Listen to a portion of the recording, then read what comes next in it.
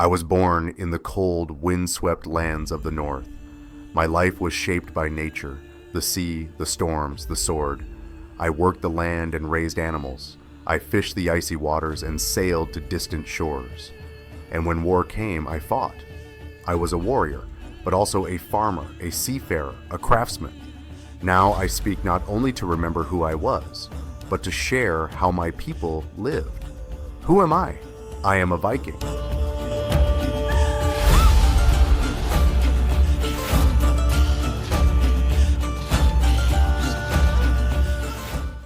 I live in Scandinavia, far in the north, where the winters are long and the summers short but bright. Our land is rugged, mountains, forests, fjords, and narrow strips of farmland. The weather shapes our lives, snow falls for months and the winds are strong. But we know how to survive here. We grow barley, rye, and vegetables like cabbage. We raise sheep, pigs, and cattle. We fish in rivers and seas and hunt in the woods. Our homes are built from wood and earth, longhouses where people and animals share warmth. The sea is always close. For us, it's not a boundary, it's a way forward. In a Viking family, everyone had their role.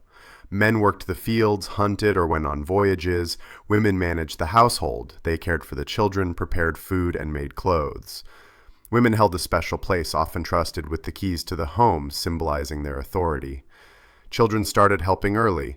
Boys learned skills from their fathers, while girls stayed close to their mothers. Mornings began early with simple meals: bread, cheese, and salted meat or fish. Clothing was practical, made from wool and linen. Men wore tunics and trousers, women wore long dresses. After work, evenings were for stories, songs, and games. These moments brought the family and village together. Viking society was structured, but flexible. At the top were the jarls, the nobles, landowners and leaders. Below them were the carls, free farmers and craftsmen who made up most of the population. They owned land and had rights in local assemblies called tings. At the bottom were the thralls, slaves who worked for others and had no freedom. Though birth often determined one's place, courage and success could change status. A skilled warrior or successful trader could rise from carl to jarl. We lived in a world ruled by many gods. The most famous of these gods are Odin, Thor, and Freya. Odin, the wise Allfather, watched over warriors and seekers of knowledge. Thor, mighty god of thunder, protected us with his hammer, Mjolnir. Freya, goddess of love and fertility, guided both life and death.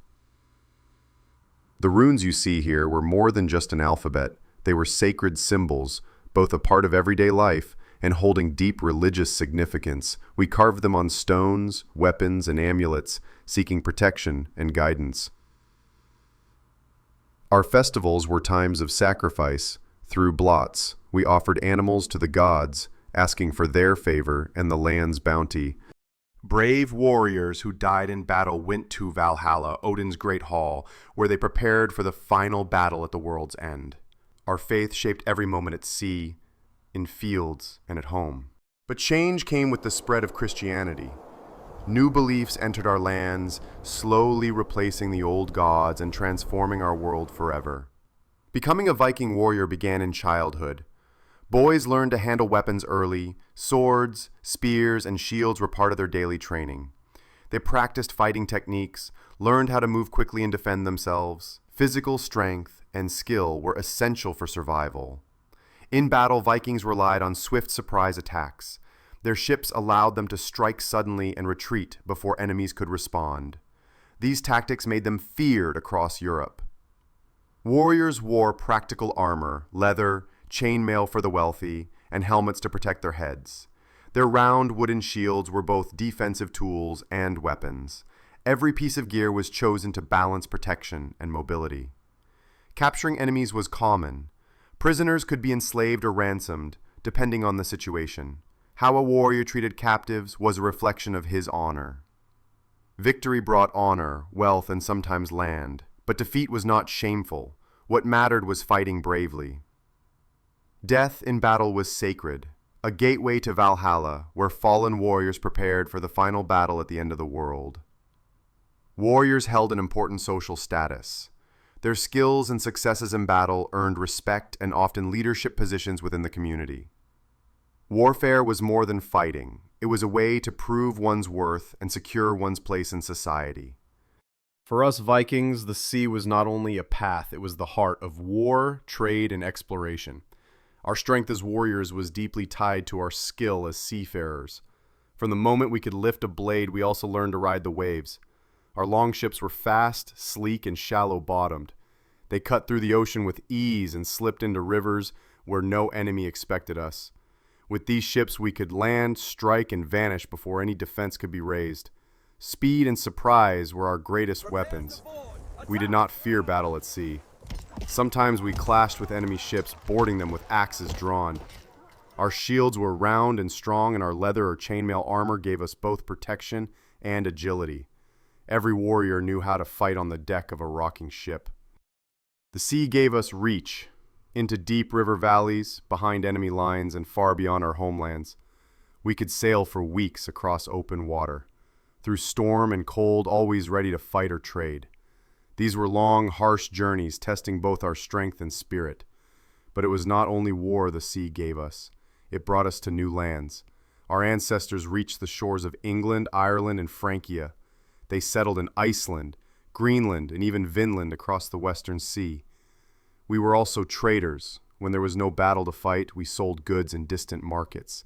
Furs, iron tools, amber, and slaves. We traded for silver, silk, spices, and glassware. Our network stretched from the cold north to the warm bazaars of the south.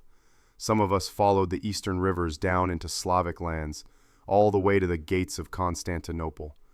That was the Varangian route, a long and dangerous path, but full of riches for those who dared. Every voyage was a test, every crossing a risk. But we believed the gods watched over us on the water. Thor gave us strength. Njord, god of the sea, guided our sails.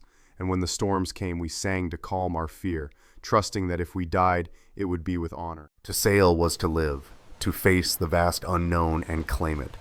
Our hearts beat with the rhythm of the waves, and our legacy was carved not just in battle, but in every shoreline we touched. The sea was our way, our home, and our destiny. We were farmers, warriors, sailors, and storytellers. Our runes carved memories into stone, and our deeds echoed across seas. Though our world is faded, our spirit lives on, in the lands we touched, the tales we told, and the courage we carried. We were the North. We were the storm. We are remembered.